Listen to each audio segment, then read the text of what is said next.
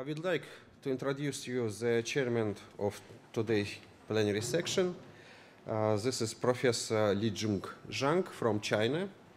Now he working at the Department of Mathematics at School of Science of Zhejiang Science University. So, please.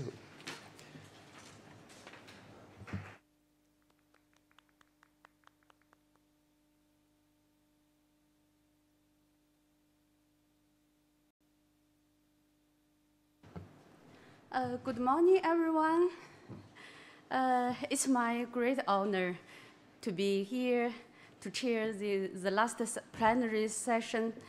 I would like to thank the organizer and the committee of this conference.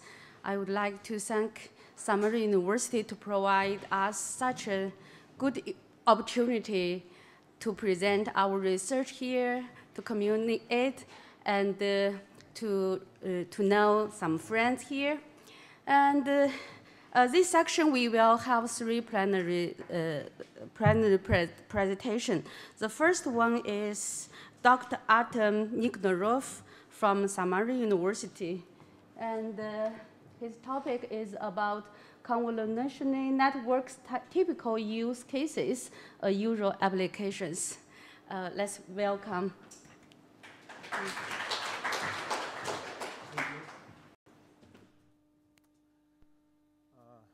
Dear colleagues, hello everyone.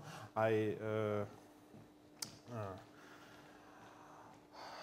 would like to start my topic, and I would like to say everyone good morning. And this is fine day with sun on the sky. And I am Professor Artem Nikonorov from Samara University, head of Video Intelligence Lab in Image Processing Systems Institute of Russian Academy of Science. And my presentation was like a tutorial on convolutional neural networks, and much close to tutorial, not for contributional research. And so I would like to make my presentation as much as possible understandable for our young students. And I bring my apologies for English-speaking community, English-speaking participants. I will continue in Russian to make my speech understandable for our young students. So let me continue. Как я сказал, я продолжу на русском, потому что это все-таки больше как бы ближе к туториалу, чем к какому-то независимому исследованию. Я хотел бы рассказать про... Изначально это планировалось как стандартные и нестандартные задачи для deep learning и сверточных сетей, но как-то это все у меня выросло в некий такой обзор современных сетей и обзор задач, которые они решают. Ну, хотел бы я начать с скажем, с неким таким историческим флешбеком, начать в принципе с задачи машинного обучения. Но я прошу прощения, если я буду в какой-то момент говорить банальности, я постараюсь сделать мою речь более понятной для, скажем так, студентов и тех, кто не знаком с данным подходом. Ну, теперь перейдем, собственно, к задаче. Машинное обучение, то, что называется data-driven approach, это обучение на основе какой-то выборки данных, то есть мы пытаемся аппроксимировать какую-то зависимость на основе тех прецедентов, которые у нас есть.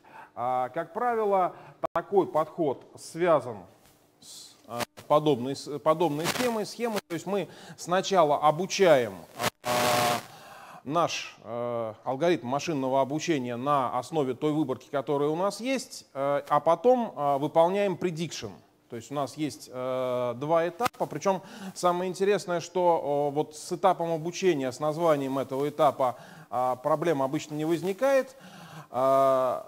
то с этапом предсказания, предикшена и так далее возникает вопрос, как это правильно называть. Существует термин evaluation, существует термин...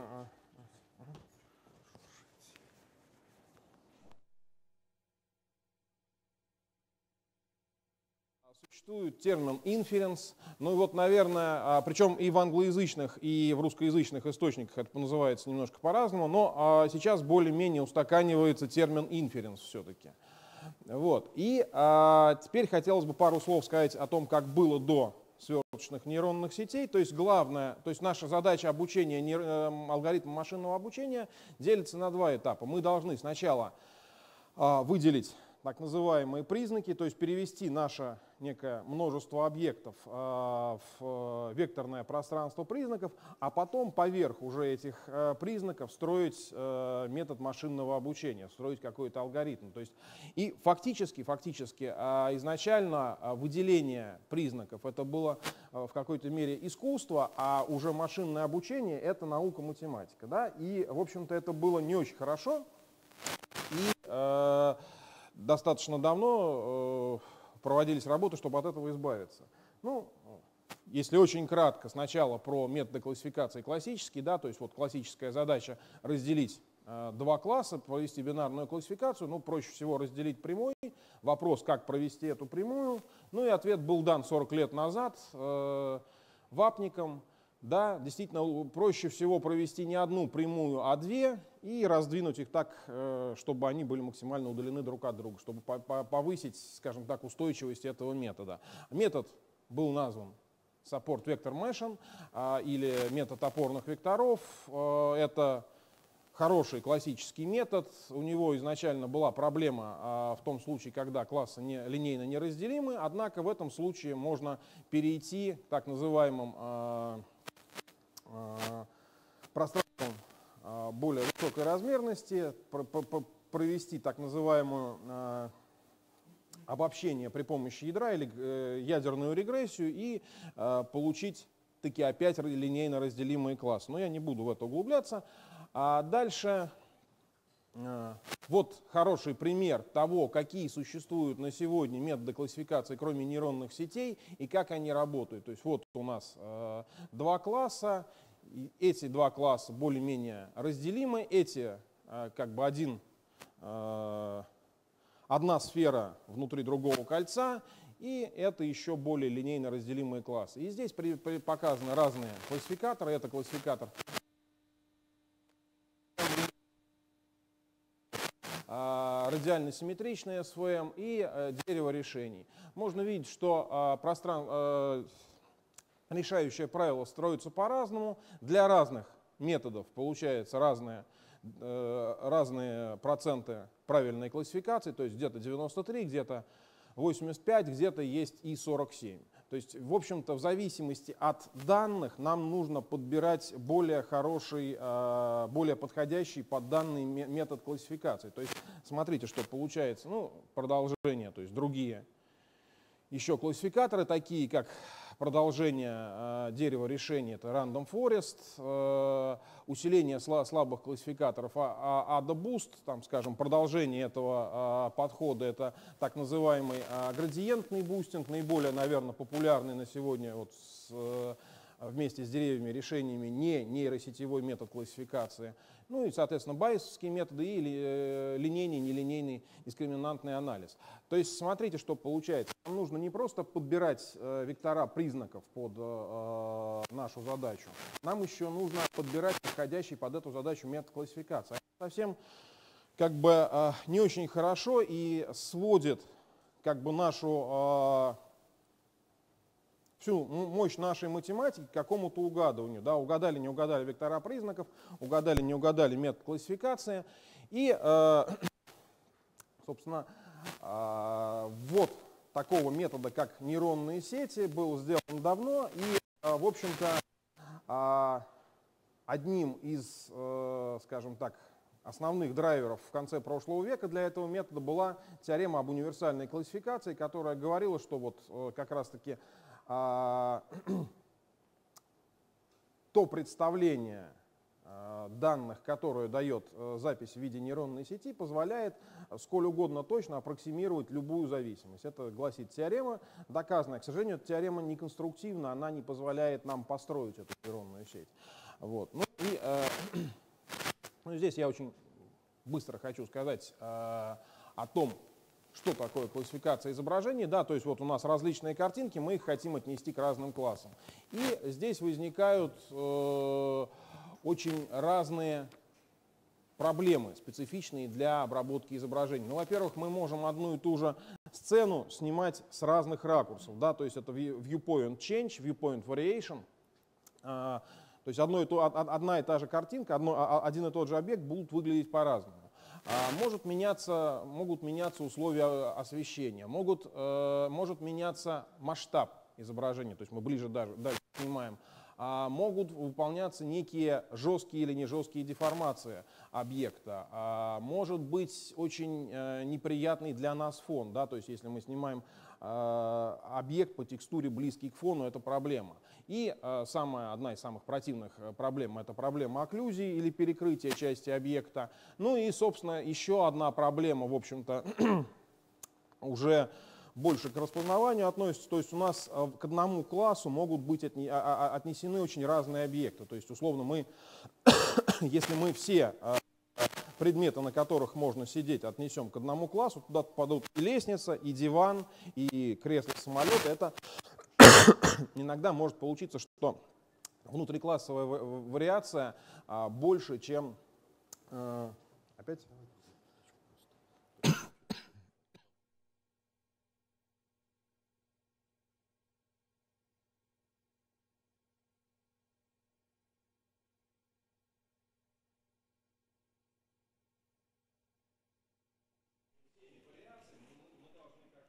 То есть, кроме того, спасибо.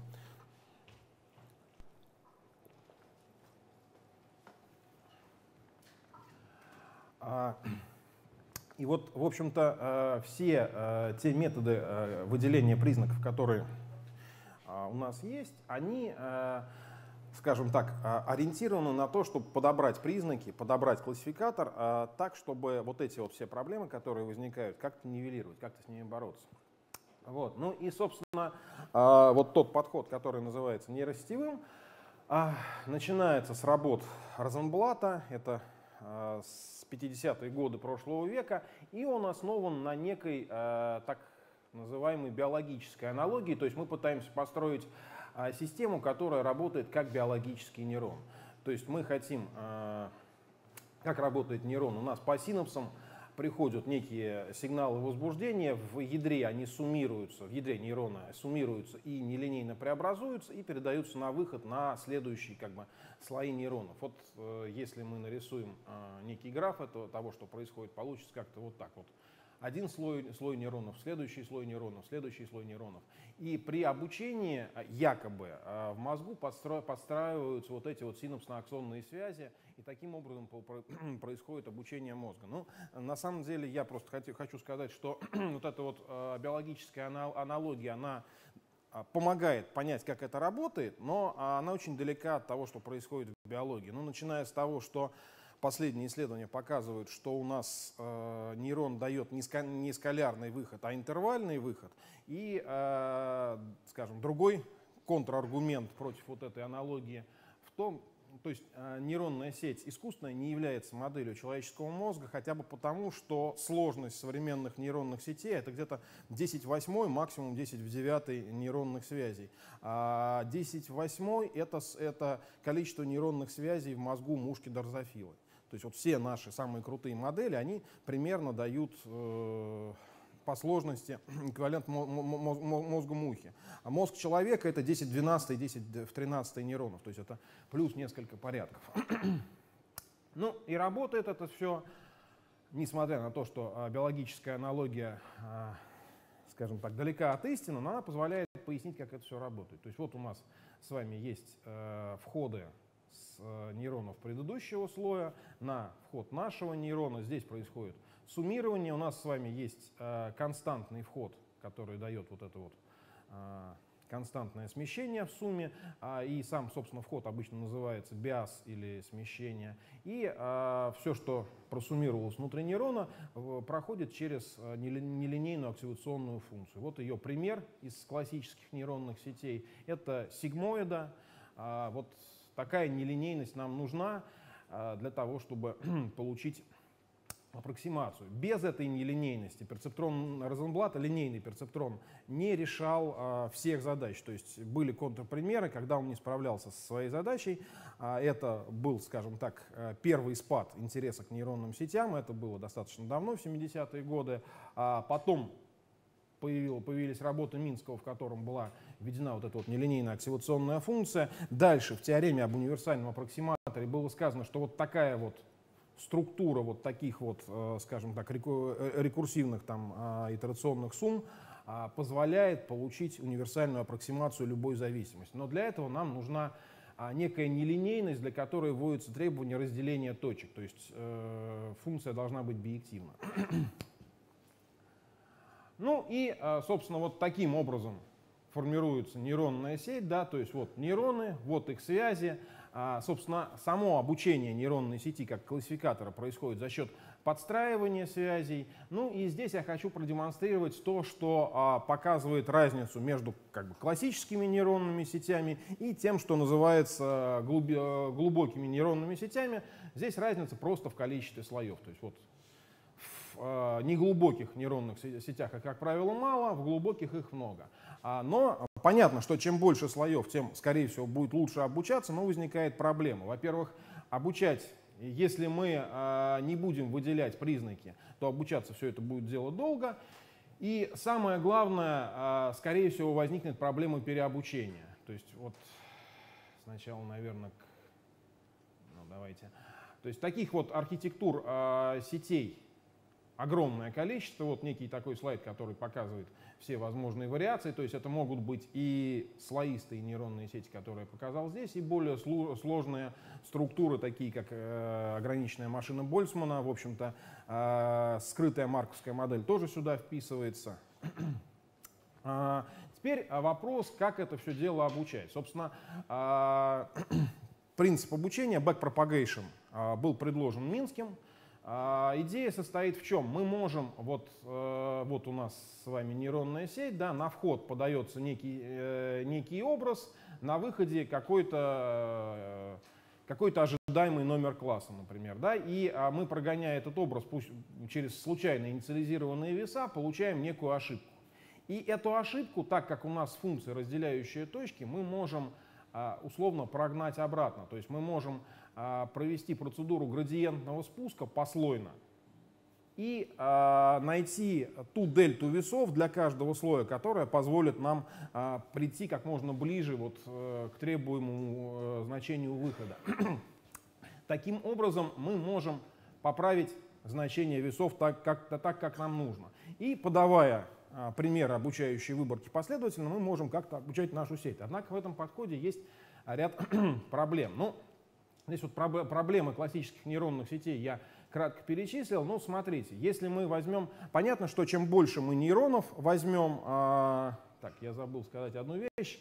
Вот у нас обычно слои разделяются на входной слой, куда поступают данные, выходной слой, с которого снимается результат классификации, а то, что между, называется скрытым слоем, hidden layer. То есть вот именно в нем происходит обучение.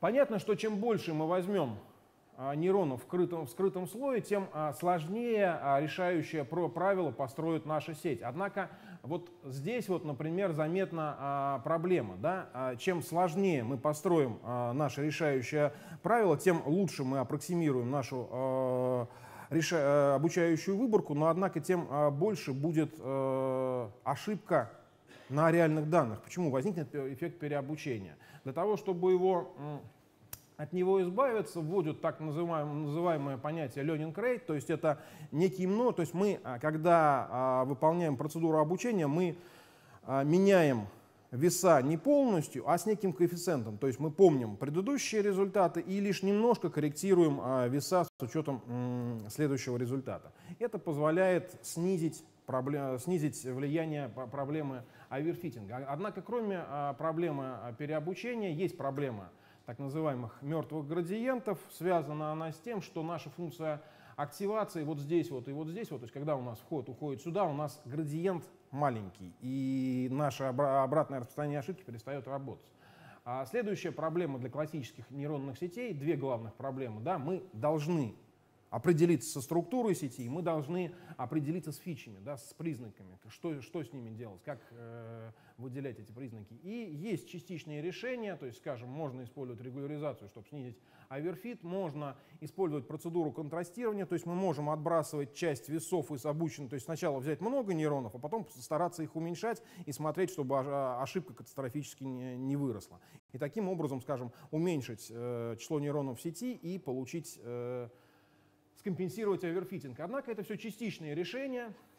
И очень забавная вещь, я люблю ее приводить в пример. В 2007 году один из первых проектов по self-driving cars, проект Гугла, до 2007 года они использовали для своих проектов нейронные сети классические, и они дошли примерно до 97% правильного принятия решений. Однако дальше они не смогли пойти с обычными нейронными сетями, возникла проблема интерпретации до обучения, и в 2007 году был такой эпический technical report от Гугла, когда они говорили, что они в принципе отказываются от нейросетевой парадигмы. Это был 2007 год.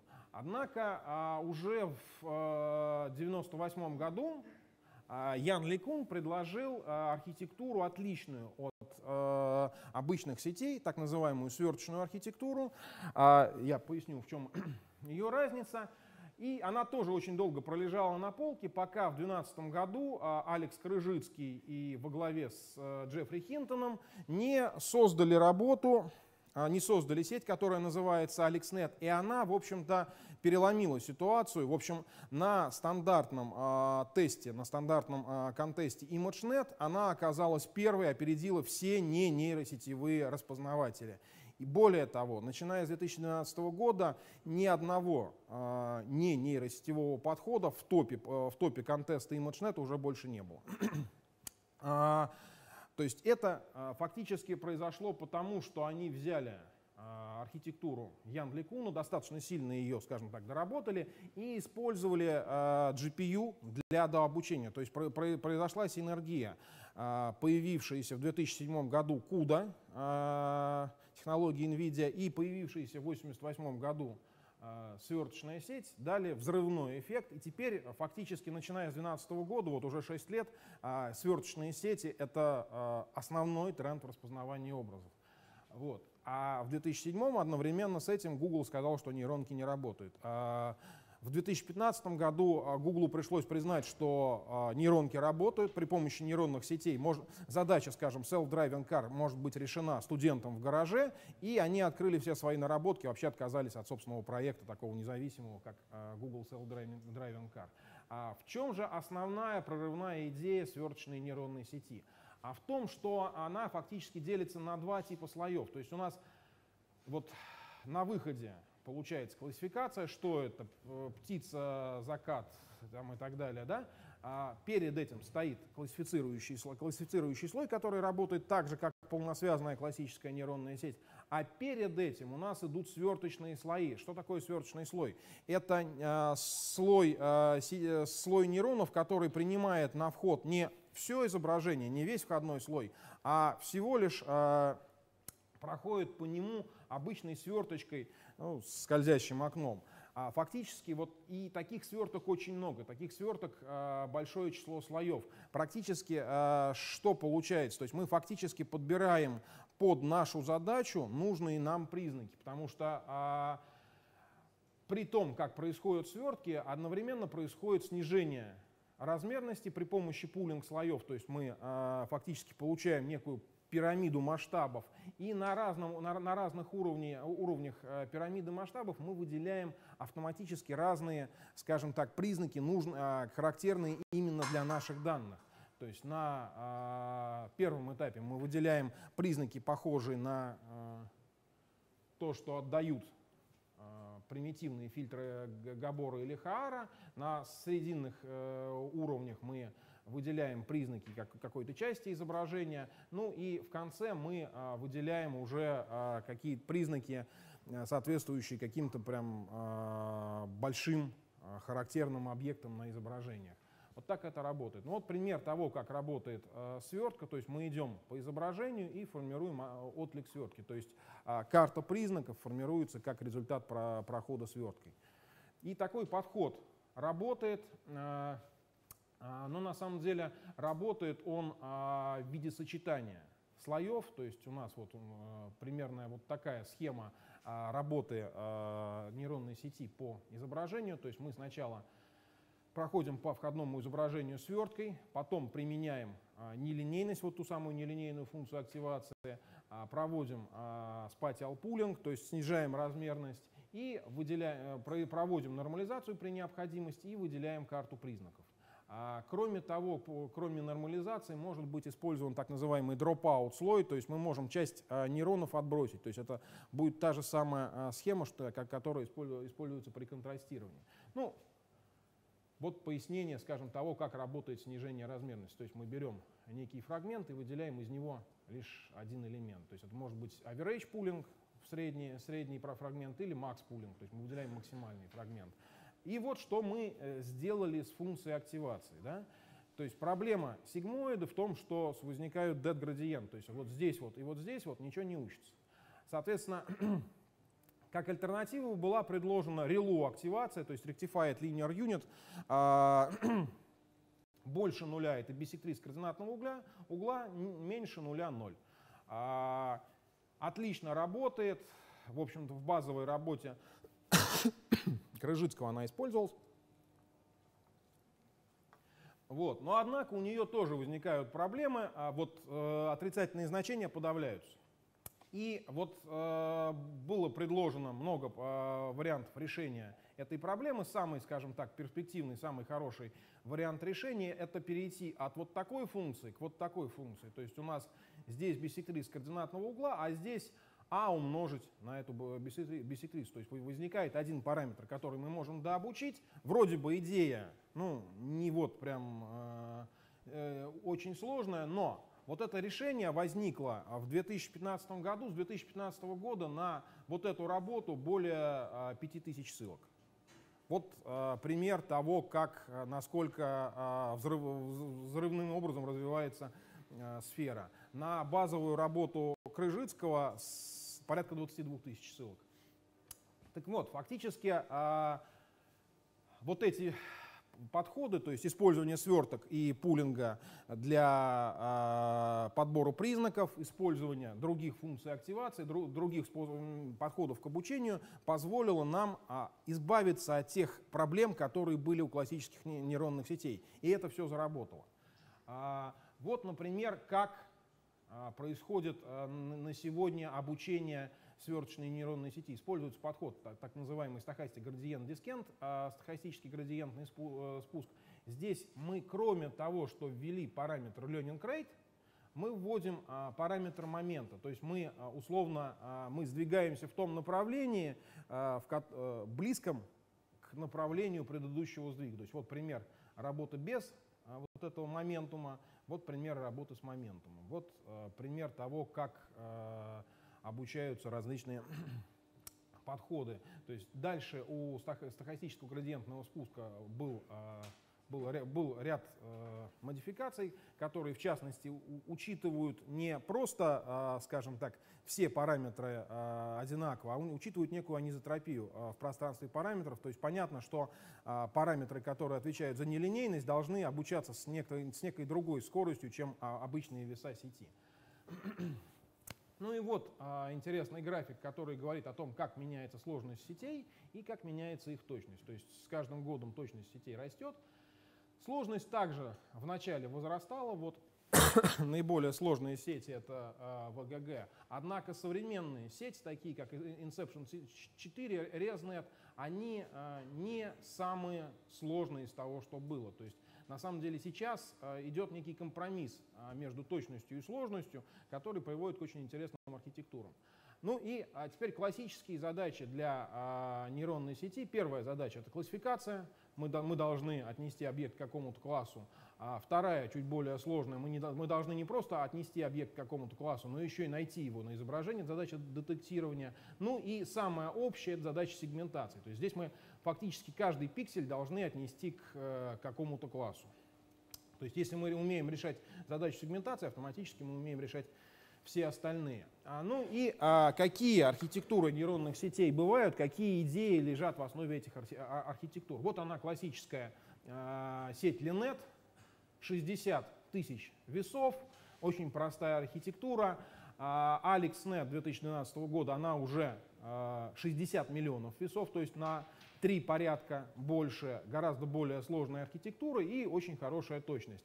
ВГГ, это оксфордовская сеть, 16 слоев, 138 миллионов весов, точность весьма неплохая, однако дальше пошли некие модификации. В чем, скажем, проблема классической сверточной архитектуры? А в том, что у нас как бы признаки с предыдущих слоев уходят на следующие слои всегда с уменьшением масштаба. То есть мы никогда на дальние слои не сможем закинуть исходное изображение, то есть для того, чтобы применить какую-то такую хитрую классификацию. А это, как выясняется, нужно. И вот, собственно, Google в 2014 году предложил вот такой вот комбинацию слоев, так называемый слой Inception, где у нас предыдущий слой проходит через некоторые свертки, а есть так называемая свертка 1 на 1, которая поставляет на следующий слой исходное изображение.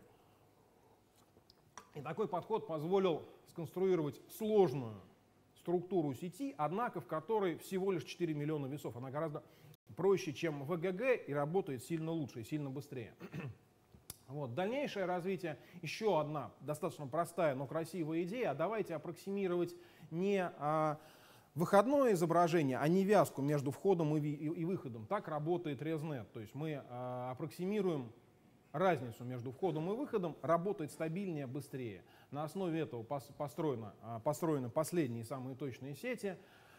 Появилась сеть Exception, которая комбинирует идею Inception и ResNet, вот такой архитектуры. Она наиболее точная из самых простых. То есть, когда мы говорим о больших сетях, возникает проблема real-time inference. То есть, когда мы хотим выполнять классификацию на слабом устройстве в реальном времени, это, там, скажем, 168 миллионов весов — это очень много, 168 миллионов операций. Вот. Ну и есть более хитрые, скажем, нейронные сети, так называемая full convolutional neural networks. Это сеть, у которой идут ближе к концу классические свертки, а входной слой берет все изображение. То есть мы все изображение загоняем в сеть и потихоньку так скажем, сокращаем его размерность, переходим к классической сверточной архитектуре. Это позволяет решать задачу сегментации очень хорошо. Существует так называемый deconvolutional network, ну или по-русски сверточно-разверточная сеть. То есть мы выполняем свертку, переходим к некому промежуточному пространству минимальной размерности, фактически кодируем изображение, а потом его раскодируем обратно. Таким образом также решается задача сегментации в частности. Вот. Ну и есть забавное ответвление нейронных сетей, так называемые рекуррентные сети или сети с памятью, то есть сеть, у которой добавляется некий авторегрессионный вход. И такие сети нужны для того, чтобы классифицировать какие-то последовательности слов и так далее. То есть они, как правило, используются для анализа текстов, для задач обработки естественных языков. Наиболее, скажем, простая в обучении структура — это LSTM. Итак, я постараюсь сейчас заканчивать. Ну и вот, например, классические и неклассические проблемы нейронных сетей. То есть вот классические я перечислил на предыдущем слайде, не классические задачи. То есть, например, мы хотим детектировать некий объект. Мы можем это сделать, проходя скользящим окном, но это будет очень долго. То есть каждый пиксель мы обработаем множество раз. Мы это можем сделать так, как было предложено в сети You Only Look Once. То есть здесь мы классифицируем не каждый пиксель, а классифицируем некое разбиение изображения на непересекающиеся квадратики. это получается быстро и точно. Следующий, скажем, подход к трекингу — это идентификация позы в реальном времени. То есть здесь мы классифицируем участки человеческой позы или участки человеческого лица. Так, ну давайте, время поджимает.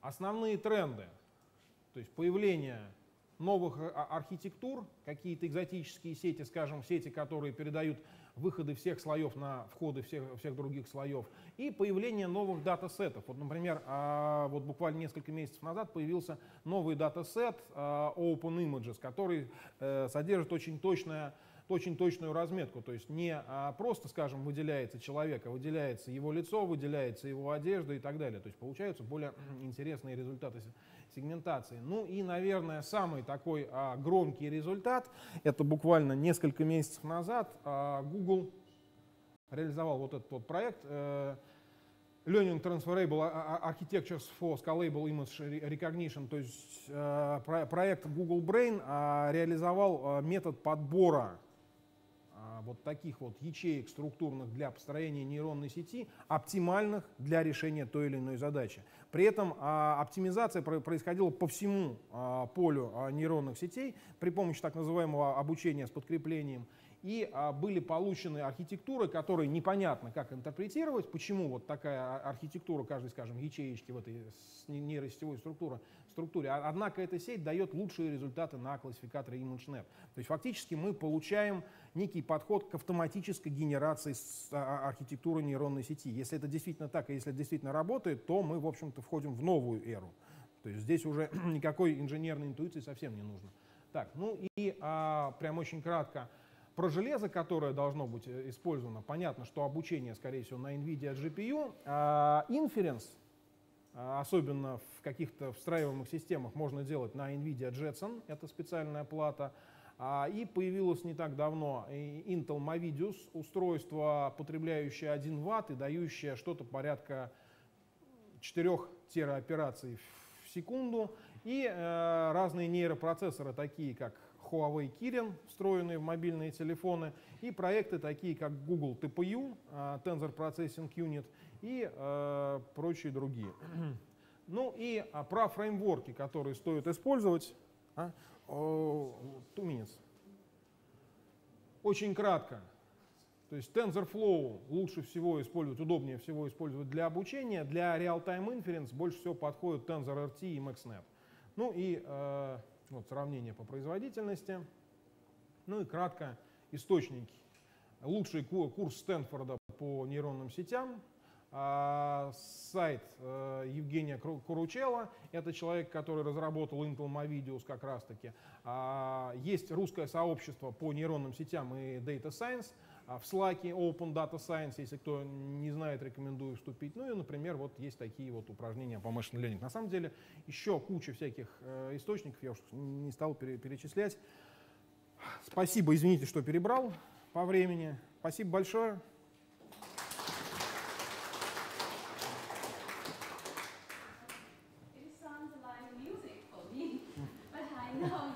I'm sorry. So because of the time, so we don't have time for questions. Maybe you can discuss with Professor Artem later after during the coffee break. So next, let's welcome our second presentation. It's from Dr. Yann Donon from Samara University as well.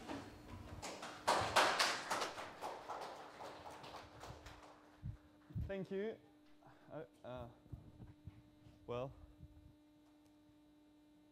thank you. I'm afraid I'm not a doctor yet, but still. So yes, next slide, please. And that one. Yes.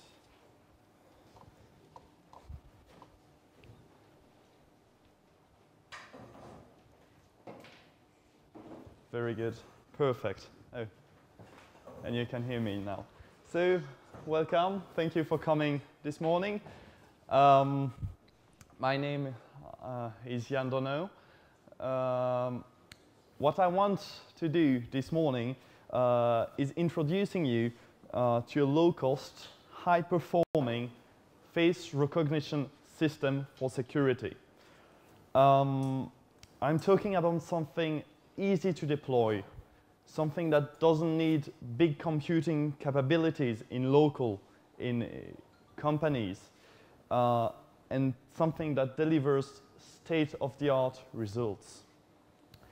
So during this presentation, I will just briefly go in personal details, then present you my work, present you its interests on the market, make a brief conclusion, and I hope we will have some time for questions. So I'd like you to keep the questions for that moment. What I want you during this presentation is to understand this market, how accessible it is now, how you can use it, and not only how you can use it in a big company, how they use it in Google or Microsoft. I want you to understand how you can use it in your personal and professional life. So, just briefly personal, so Yann Donon, I come from Switzerland. I studied IT engineering, 5 years. I mostly oriented towards development, and then did a 2-year specialization of business analysis. I worked some time at the EPFL, as well as Lazarus, which is a Swiss company active in medical, where I did system architecture. Then I worked at CERN. I did mostly development and business analysis, and I'm now working for Samara University. So, to understand the context, first a brief history. So, middle of the 60s, we got really the first attempts of face recognition. It's really the beginning. They have at that time 30% rate of failures. It takes 1 minute to detect a face, but it's the first attempts. In the 90s, it becomes a trend. So funny thing, that is actually a database of faces did by Oxford in the 90s, between 92, Cambridge, between 92 and 94. It's a database of 400 faces that I actually still use today for some of my experiments. Back, like we go forward 10 years later, we got the first international encouragement of face recognition. So we are in the early 2000s with the face recognition Grand Challenge.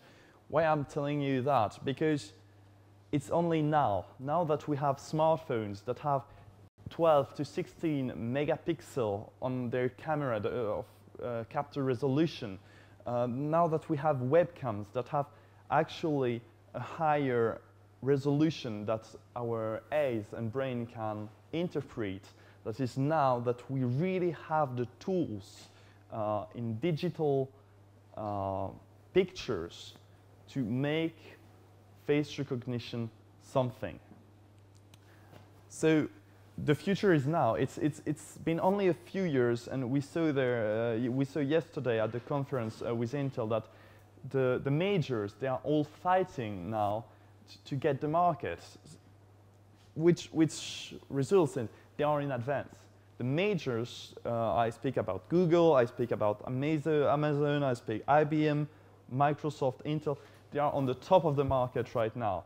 Open source is unfortunately late for now. It doesn't mean it doesn't work. It does the job. It just doesn't do the job as well as the majors does for specialized tasks. So, you see in my title, hybrid face recognition solution. So why hybrid? So I can assure you hybrid is not a mythological creature. It's not a new way to power your car. It's not a way to use a CPU and GPU to make my calculation. It is a mix of open source and closed source, so majors technology. What open source is good at, it's spotting faces, and it's identifying them. So basically, if you have the face of someone in a database, it's very good at saying, okay, that face belongs to that person. What the majors are good at it's emotion recognition, details on the face, so it's going to be your glasses, it's going to be some very tiny personal details, you'll see later what I'm talking about. It's environment recognition, so what's going on around you. Are you many people? Do you have special objects in your hand? Again, I'll go back to it later. Another thing they are very good at and very talented at, it's billing you. At the end of the month, they are here. So they have great technology, but it costs money. So my question was, what do we want? Do we want low performance or low details, or do we want to pay a lot and state-of-the-art results? Well, what we want is to pay a little and have the best possible results. So that was what I worked on, and these are my results. So I made a system that, as said, use open source, locally stored on a very, very little computer with very little computing capabilities. What it's going to do when it detects a new faces, it's going to ask a very small database. It loads in RAM. If it is a person it has seen recently, why I did that is when you're in front of a camera and the camera shots 20 frames, the program is going to analyze every frame to check if it's still you. So chances are that between 2 frames, if both times there is someone on the frame, it's going to be the same person. So it's just going to check with the latest faces it's so whether it is still one of these. If not, it's going to ask a bigger database, still quite small, but on the database still quite small because remember we have small computing capabilities on the kind of computer I'm talking to you, telling you about. If it still doesn't found it, it can mean 2 things. Either we saved too many faces for my program to do it locally, so more than 100, 150 faces, different persons, or it's someone that the system has never seen, in which case it's going to ask the cloud. I used Azure system, so Microsoft system. Again, I'll come back to it. When we ask the clouds, it returns details, and then the program is going to know the details, so it's going to store it on the RAM. And if that person shows up again, we don't have to ask external systems again. Why? Because every time we ask something to an external system, we pay. So, a little demonstration of how it works. Yes, there we go. Sorry for the resolution and the frame per second. So you can see it can track the face quite easily and in real time. Can manage different groups, so that one is from students, and the last one is unknown to the system. And it's going to calculate its emotions. So, what we saw now. Okay, that's just an example. I deleted myself to the database, but if the system doesn't recognize someone, in that example, it didn't recognize me, it's going to make a full, with help of online services, a full description of the person it doesn't recognize. So the system is able to tell me, this is a man wearing a suit and tie, smiling at the camera. I'm not sure about the smile, but still, okay. Also, I was able to extrapolate some information. No dangerous object found. So it's okay. We have someone smiling at the camera apparently, but he's not dangerous. He's a male, 24.1. Thanks to the program. I'm not. He's neutral, doesn't wear glasses. He's not bald. He has brown hairs, black hair, blonde hairs, whatever. It's giving you a full description of the so-called suspect. Now, second one you saw in the camera. Well, first, she's about 20, I think. I think she's with us now. She's one of our students. She's not 14 years old or 13.8 years old, okay? I don't give knives to 13 years old students. She's not bald at all, so I apologize as well. What I want to show you is she has a knife. Maybe you spotted it on the video.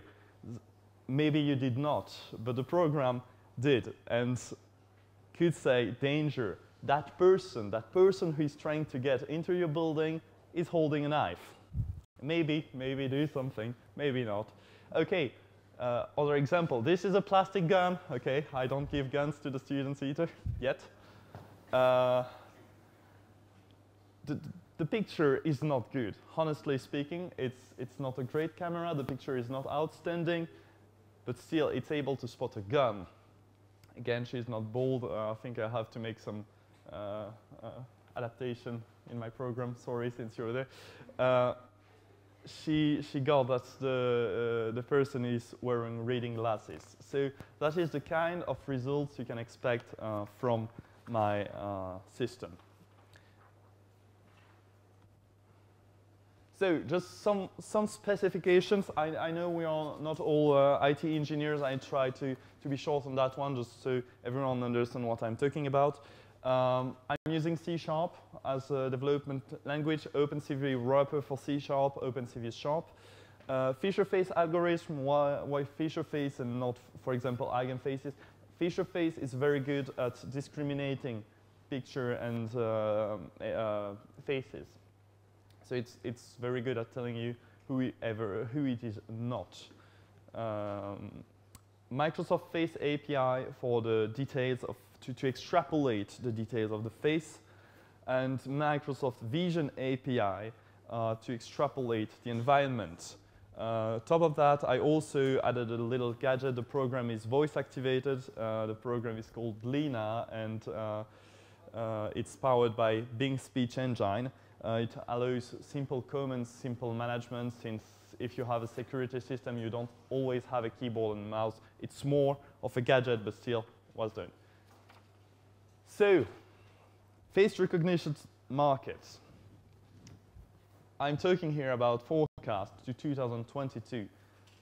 It's 4 years from now. When the study was made, it was 5 years from now.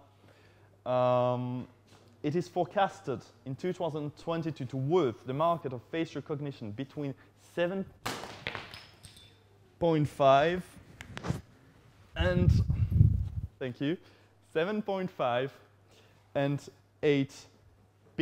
10 billions. It is 2 to 3 times more than it is right now. It is absolutely, it is gigantic. No other market is forecasted such a progress. Okay, it still works, sorry. It's 2 to 3 times more than in 2016, and it's in 5 years from now. So you can understand, everyone is fighting for that market right now, and it's booming.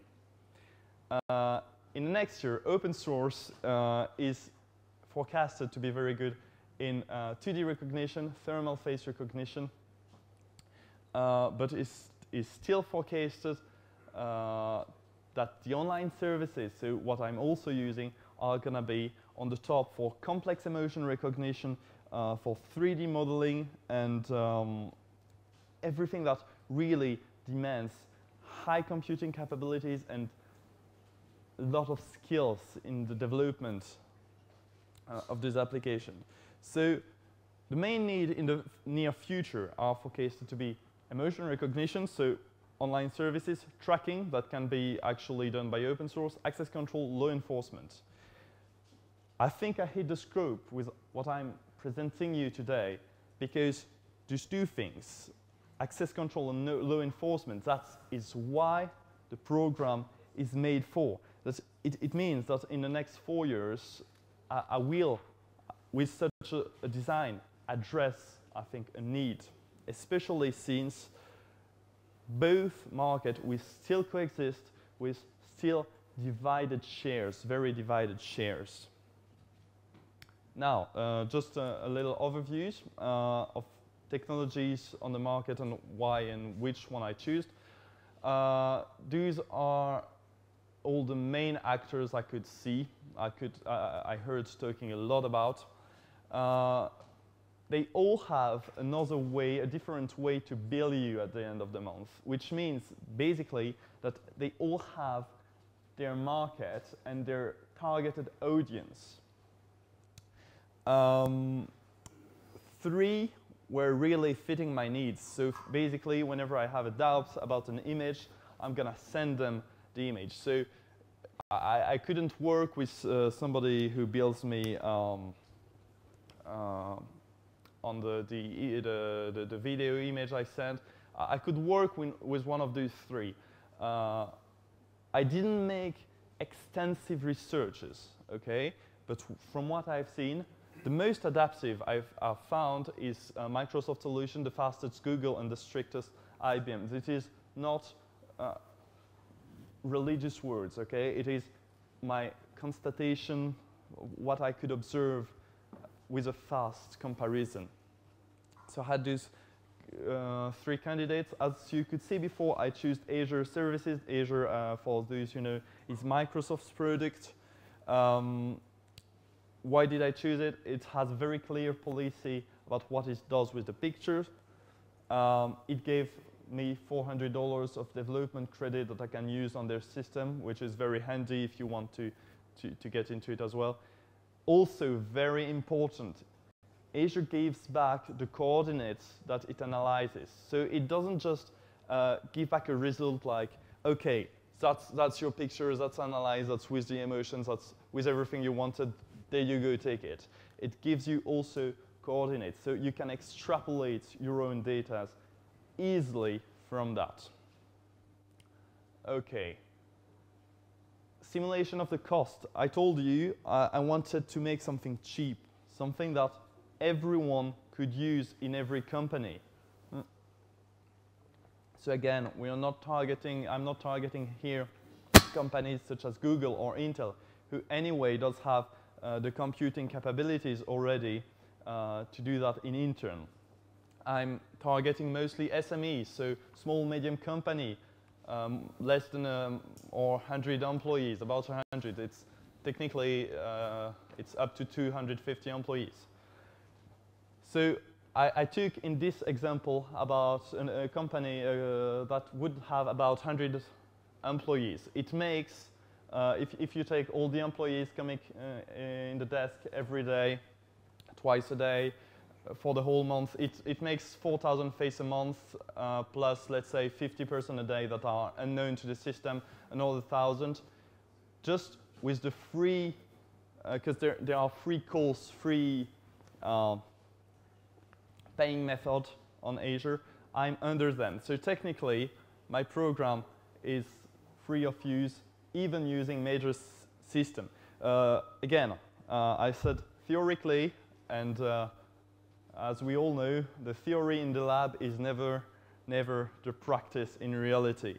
So in practice, it costs us about $15 to $20 a month, which is still very, very little. If we take a little computer, I choose three that have very small computing capabilities that fits perfectly this program.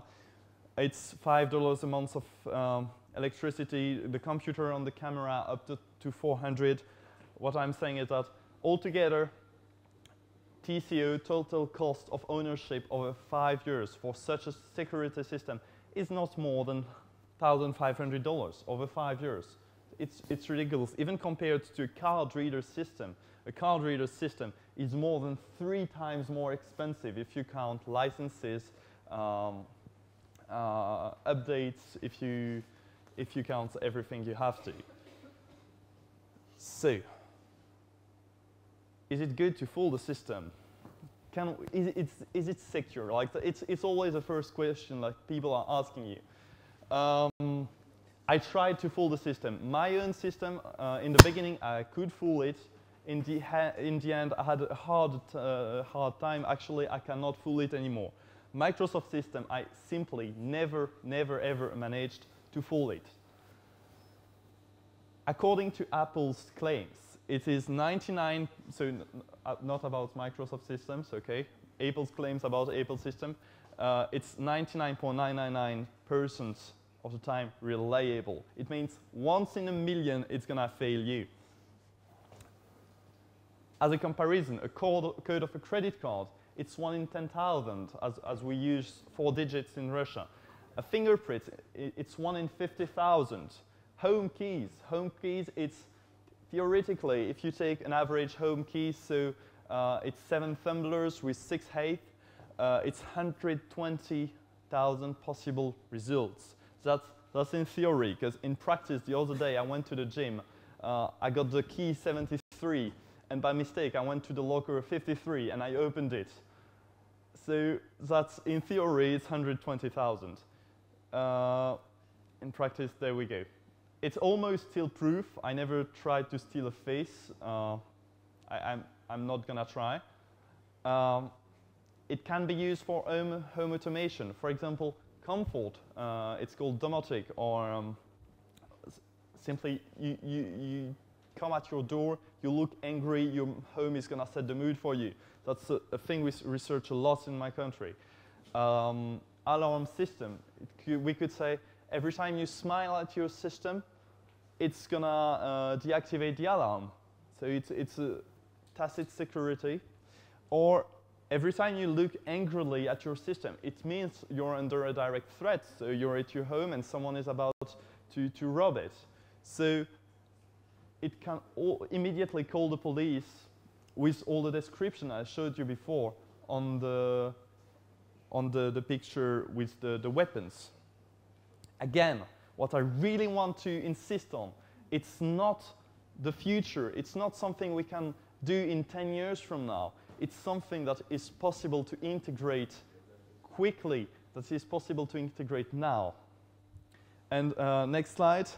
I see these two persons are in this room. Thank you for being with us. So that was, every time I talk about security, people go at me and be like, okay, what if we got twins? Well, if we got twins, it's way better than I to distinguish them. So, ladies, thank you. Thanks a lot.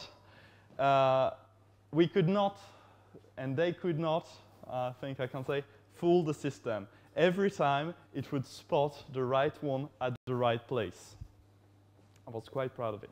So, it's also twin-proof. What's next? What is important also in face recognition, it's being sure that you are in front of a human and not in front of a clone waving a picture of you in front of the camera. That's my system, something that my system still doesn't do. There are three mainstream systems to do that.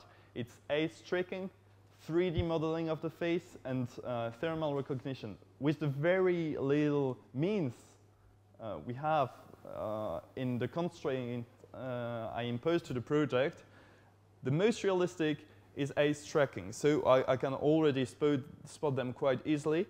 You can see them, I hope you can see here. There are micro behaviors. Although these are 3 frames that I took in the same second, there are micro behaviors in my eyes. And these, if I'm alive, we can track them. And we can say, okay, the eyes moved, the face moved, it has a behavior, it is human, it is living. So that is something. The other thing, I think our president, Mr. Seufer, insisted on it last week, or two weeks ago now. It is the importance of autonomy of Russia in these developments. Not only, of course, for the dependence to other countries, but also for example, protection of picture and data. The next, I think it was a necessary step for me, this program, to understand a bit more about face recognition. Now I would love to work on that topic too. And I think, honestly, it is capital for every country to be able to have all the systems necessary to defend themselves internally. And as we saw, this is going to be a major trend in security in the upcoming years. So, there we go. My study, it's not about a technical breakthrough. It's about a new design. It's about a new technological trend that I want to make accessible for everyone, everywhere, at a very little price.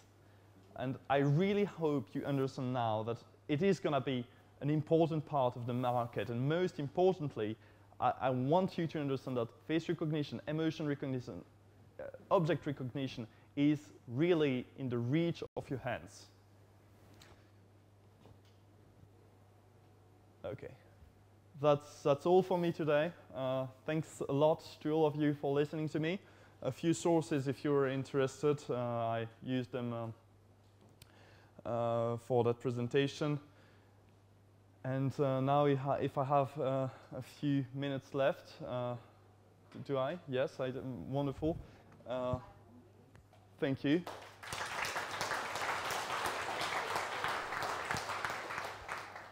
Thank you. So if anyone has questions, well, I see some people has questions. Wonderful. Hello. I want to ask you why you didn't choose some open source solutions like OpenFace and others. Why you choose only report and computing and popular? So yes, okay. Then I'll come back to it. I did use some open source solutions. Maybe I wasn't clear enough. So for everything I can do locally, I use open source. So it's free, and that's how I diminish the cost. It's only whenever the open source system is overwhelmed, whenever he's like, I don't know that face, or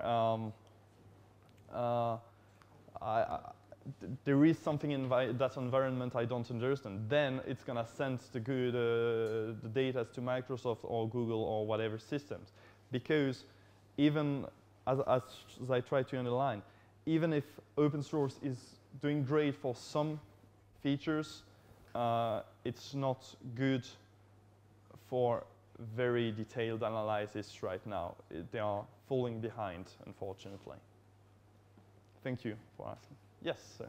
What will you do if open source solution will misrecognize the face? It recognizes you as me, and what you could do with this type of errors? Excellent question. So what I do is to limit as much as possible that kind of problems. I don't have like a perfect answer, but with Fisher faces, I am able to extrapolate a degree of certainty. So basically, if it's twice the same faces, he's going to be probably like from a frame to another 99.9% sure that it's the same face. Under a certain degree, I choose, okay, I don't know that face, or I'm not sure enough that I know that face, and I send it. Yes, I use confidence. Thank you. Okay. Yes, please. Thank you for your presentation. Did you use RGBD data for your analysis, or you work only with plain datasets? I worked only with plain datasets. Also with Fisher face at some point I worked with RGBD for some comparison, but I mostly work with plain datasets. Thank you again.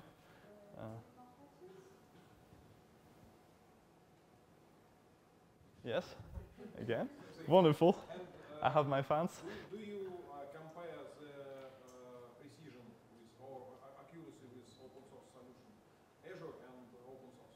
Yes. Well, from what I experienced so far, I have a degree of precision of 95% with open source, and I have a little problem with Azure that is so far I have a precision of 100%. So roughly said, I couldn't fool it. Apart from the boldness and the smile, I could not. Thank you. Oh, wonderful. The last question. Okay. Thank you. Thank you for the brilliant presentation. My pleasure. And so my question is, as far as I can see, your program has an ability to differ two faces of girls' twins. Yes, yes. And this task is even sophisticated for humans too. Yes. So what kind of face features does your program use? So that's recognition is exactly what my colleague was underlining before. When the algorithm, the Fisher face, is not sure that it's twice the same face, and that was the case, it's going to ask Azure. So I'll just go back here. That is all the points that are analyzed by Azure. The difference of spacing between those points. Also, it's going to detect some special facial features, such as points dots you could have on the face, or it's really tries to spot details that could not be reproducible in another face. What I'm telling you is that I cannot know exactly in detail, and that is the problem of not having 100% locally in our sources in open source. But I can tell you the techniques. It is advertised to be used in Microsoft systems. Does it answer your question? I think maybe you still more questions, but because of the time. I will be around here anyway. Please So, ask later during the talk. thanks a lot. Thank you.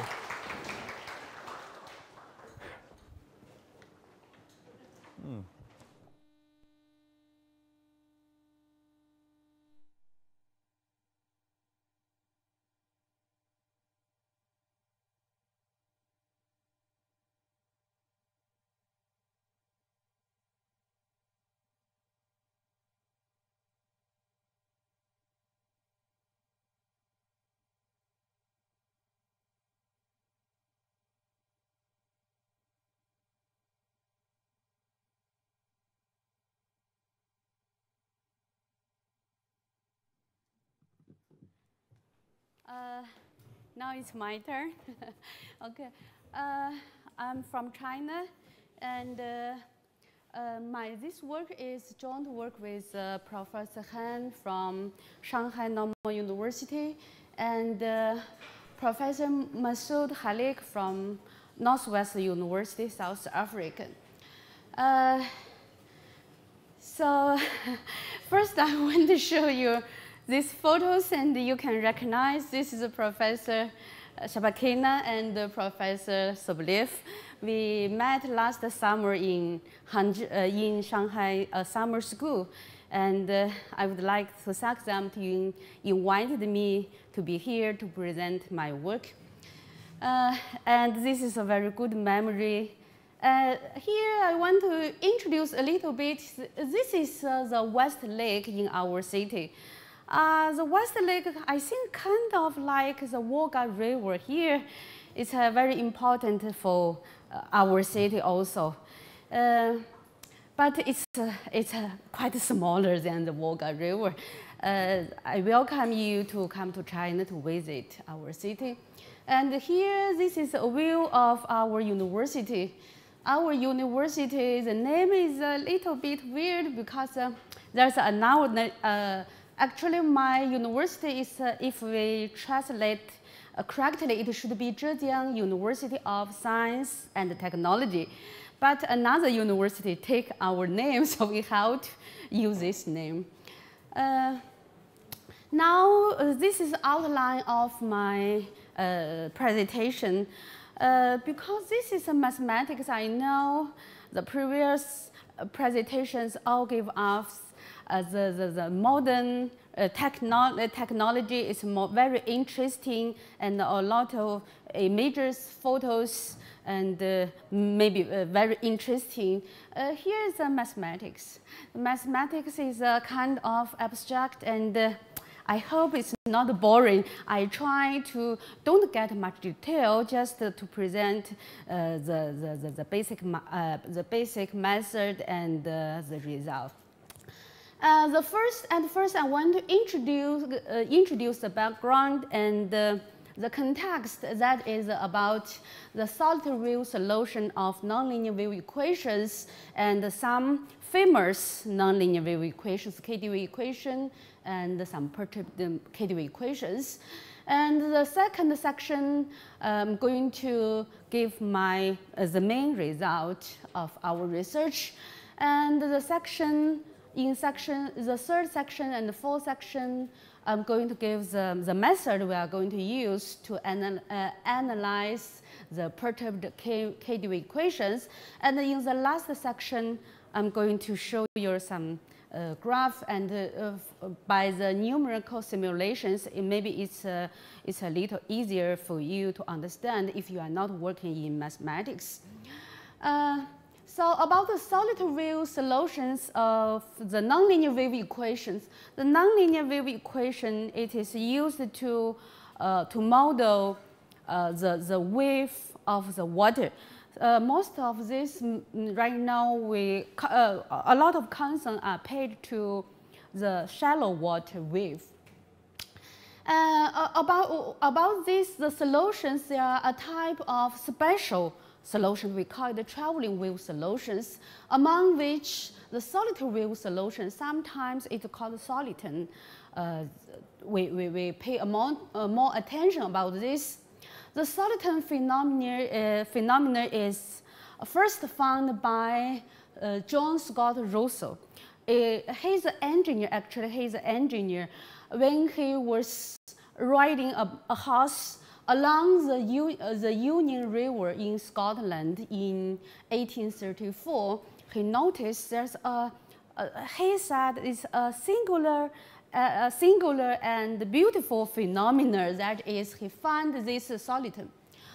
This soliton is motivated by a boat. That time the boat was drawn by two horses, and the horses, when the horses stop and the boat stops suddenly, but the wave in front of the boat, it kept the same shape and the same speed, move along the canal, and kept long time.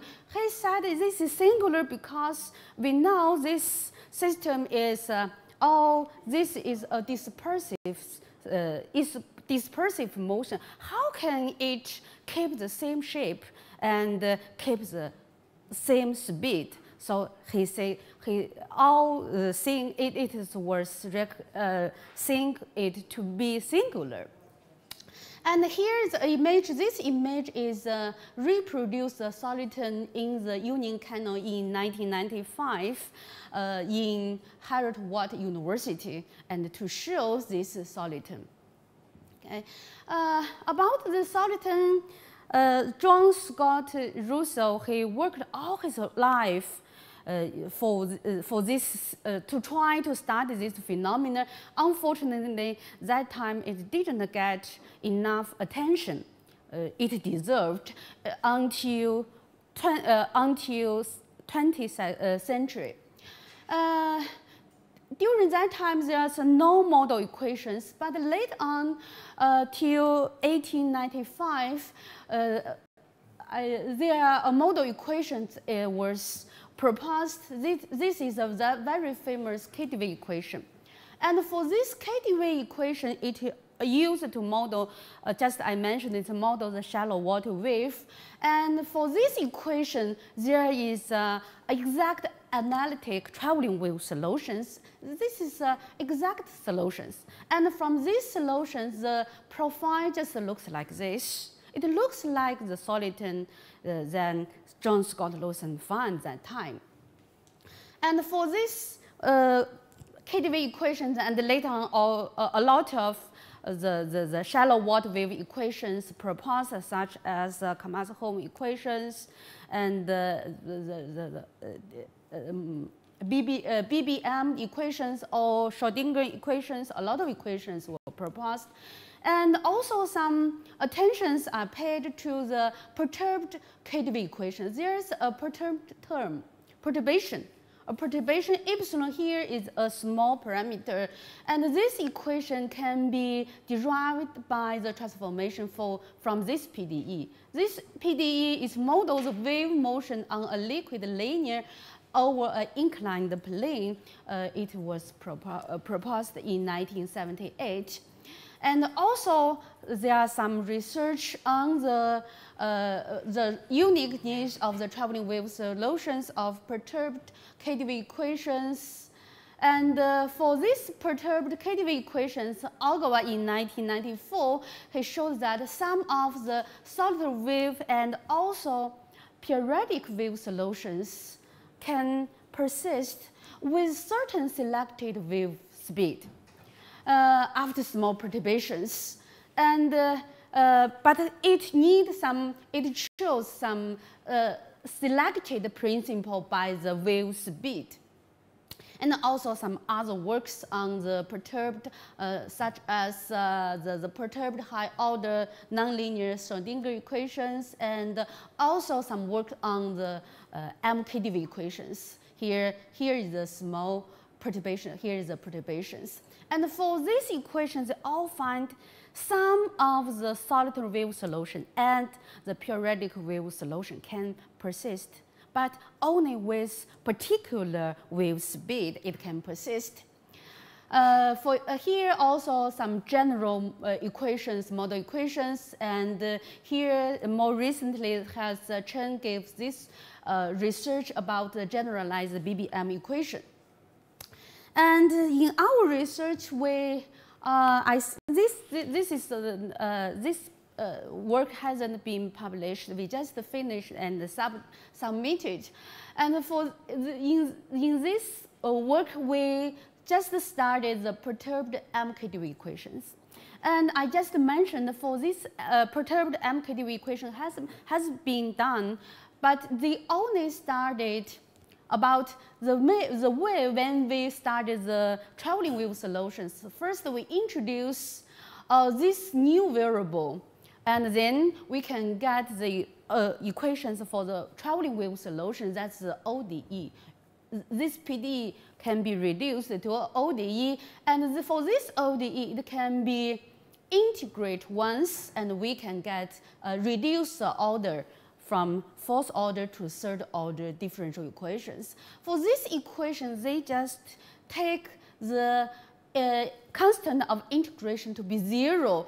But we found that if we consider this the constant of integration, there are some new solid wave solution will appear after the perturbations. That means the perturbation, after the small perturbation, not only some solid wave solutions can persist, and also some new solutions can appear. This is our result. About the solid wave solutions, we know this is in mathematical form. It has a finite limits, and the derivative as C approaches infinite, the derivative is 0.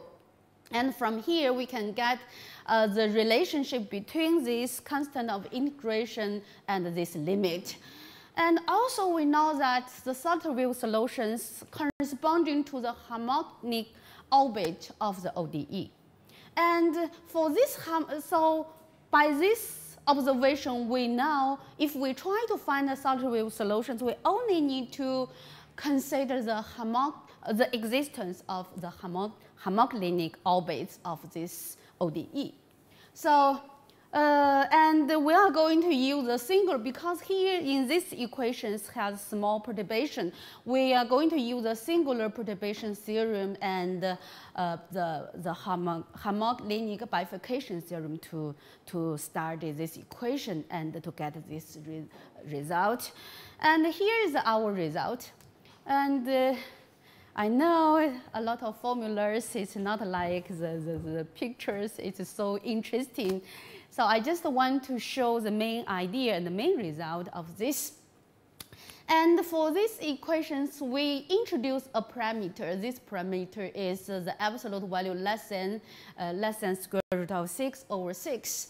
And we find we can, for this equation, for the mKdV equation after the perturbation, it has a peak form solid wave and also a valley form solid wave with the chosen wave speed. And also, we know the limit as the parameter, as the perturbation parameter epsilon approaches 0. We know the limit state. And also, we know the speed, the wave speed with the relationship, the wave speed with the parameter y0, the monotonicity of this wave speed. And especially, I just mentioned that is the persistence of the solid wave solution. But here, this is a new solution. It appears, and this solution with this particular wave speed, it has a valley, possess not only valley at a peak and also valley form in these solutions. Maybe it's better I show you this graph. It will be easier to understand. Here is a valley form solid wave, and here is a peak form. And this is a new solid wave solution appear after the perturbations.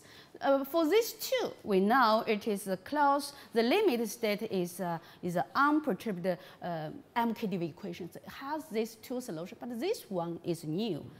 It appear with perturbations. And how can we get this result?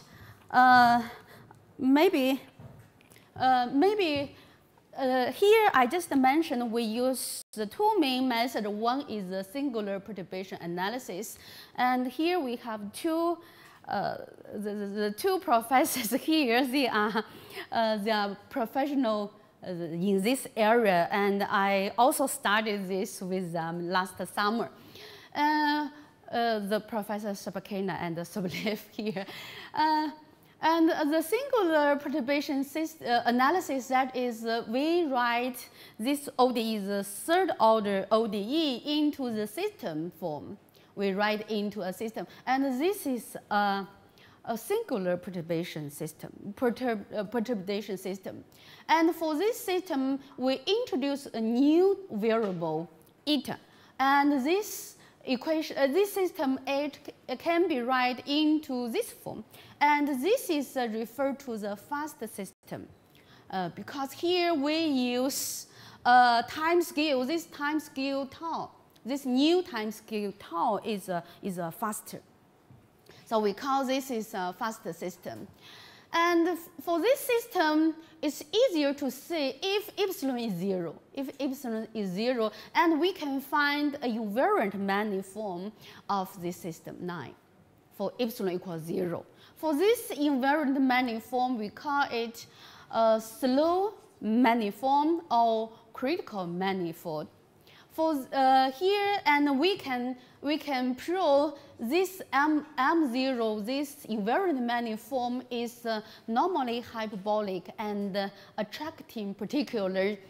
And from the geometry point of view of geometry, it means, so for this system, if the manifold or the flow is apart from this surface M0, it moves very fast and absorbed to M0.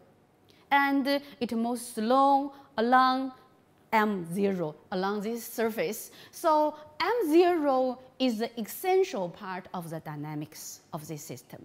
So later on, we are going to study, we confine the manifold on this invariant manifold on M0. This is how we do. And the next way, we are going to confine this to the M0. We need to reduce the equations because the system is a three-dimensional space, is in three-dimensional space, is quite difficult to study. Now we reduce this equation. This is we can say it's a standard step by we get the first order approximation of the slow manifold. We can suppose this manifold M epsilon is close to M0. We can suppose W is looks like this, and we substitute into the equations, and we can get the first order approximation. We can get this equation of this system 14. And for these details, I'm not going to show you these details, and this is a standard step to do the reductions. Now we get this equation 14. This equation is a second order differential equation, and also it is not a singular perturbation. It's a regular perturbation system, so it's a little easier to analyze this system. Next, now remember we are going to study the solid wave solution. That is the we know it's corresponding to the homogenic orbit of this system 14. So next we are trying to find the homogenic orbit of this system 14. And for this system 14, if epsilon is 0 for the unperturbed system, it's easy to study because it's a Hamiltonian system. And we know all the phase portrait, although here there's a parameter g. So it's not difficult. We can find all the harmonic orbit of the unperturbed system. But if with these perturbations, how it looks like, then we will use a harmonic bifurcation to analyze the existence of the harmonic orbit.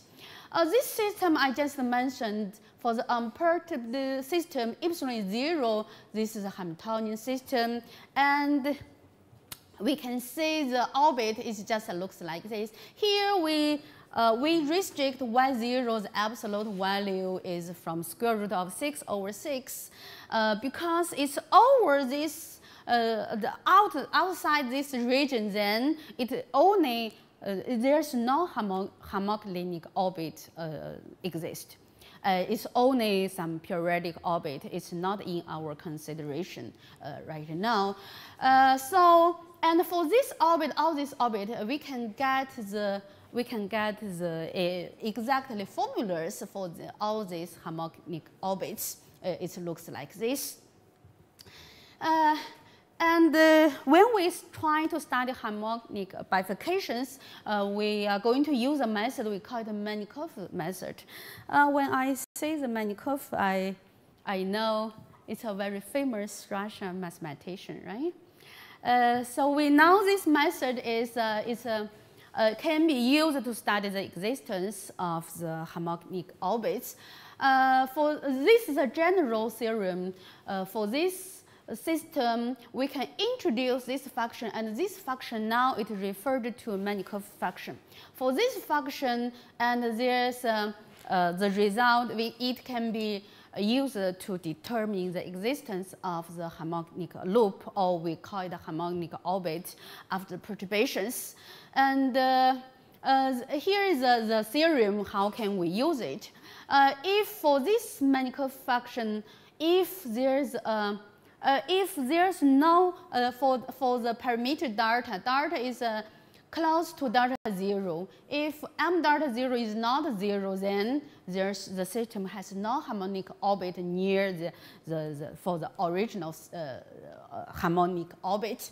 And if there is a 0 of this function, and this is a simple 0, then there exists a parameter is close to delta 0, then the system has a harmonic orbit near the original one if delta is taken the value of delta star.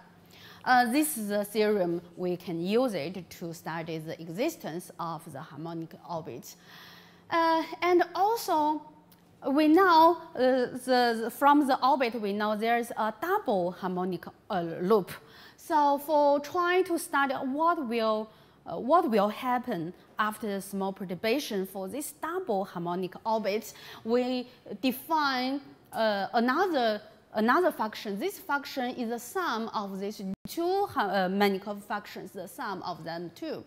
And this Professor Han in 2000, he proved for the perturbation system, it may have a big, or we call it large harmonic loops near it looks like 8, the turn 8.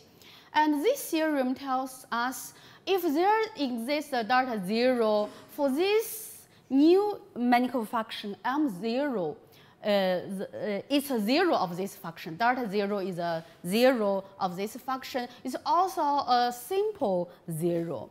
And also, the M1 delta cannot be 0.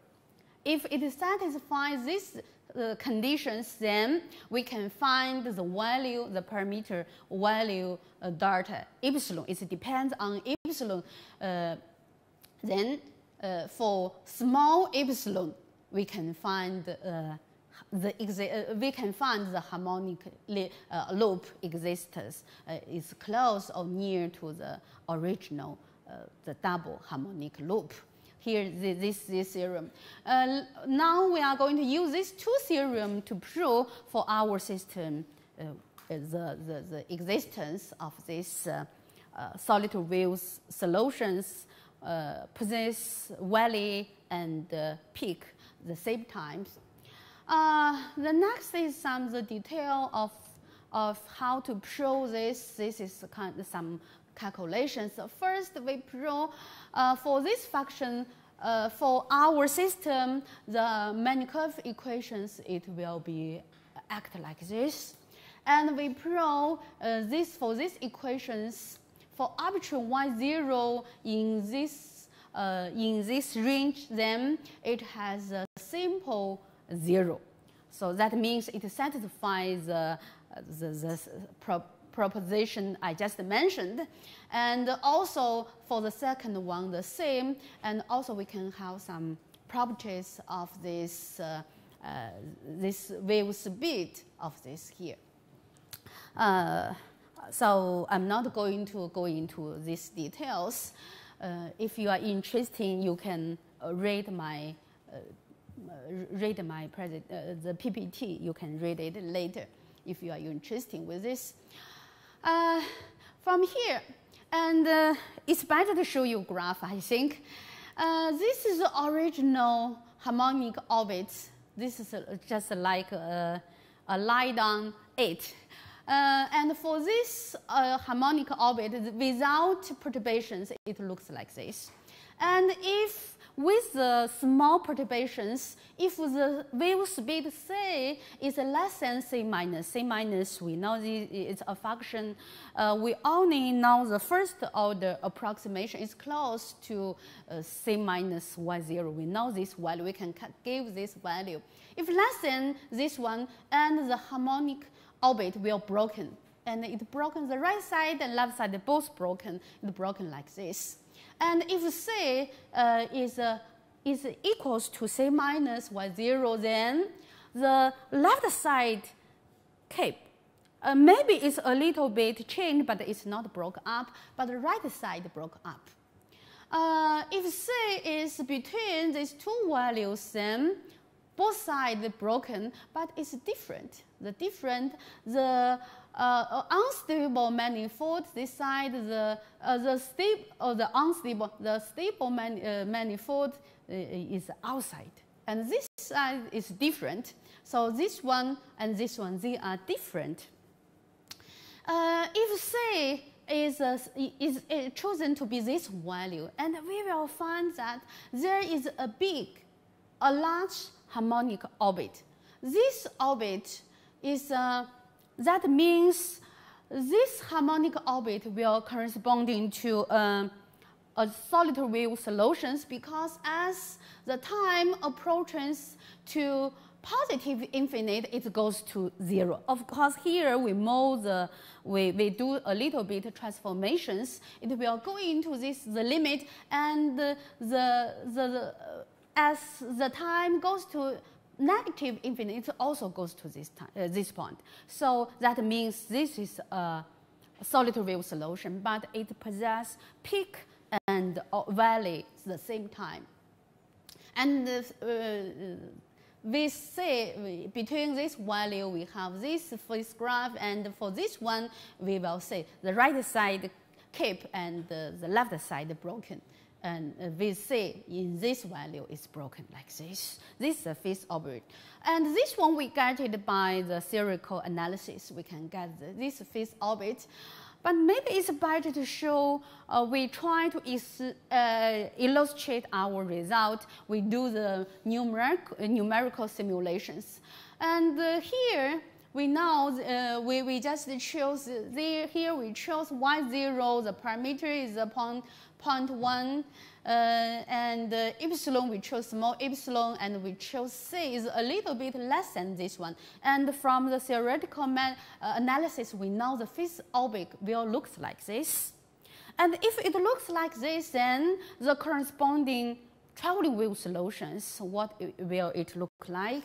And we chose two. One is we chose the initial value is u minus 0, and this one we have the concrete, the exact value of this. Now I just show you, and it looks like this. But if we choose u plus 0, 1, and then the solutions will act like this. We know there are two quite different, but what are these values?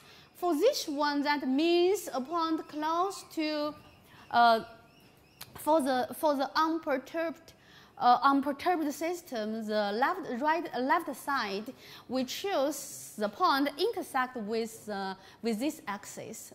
That means the point close to here. And from these solutions, we know from the positive side is going to this region, and the negative side, it will come outside and surround this big circle. It will look like this. And for this one, the positive side is going to this side, and the negative side is going to around this big circle. This is a simulations tells us, and it is consistent with our theoretical analysis. And also I chose another value to test.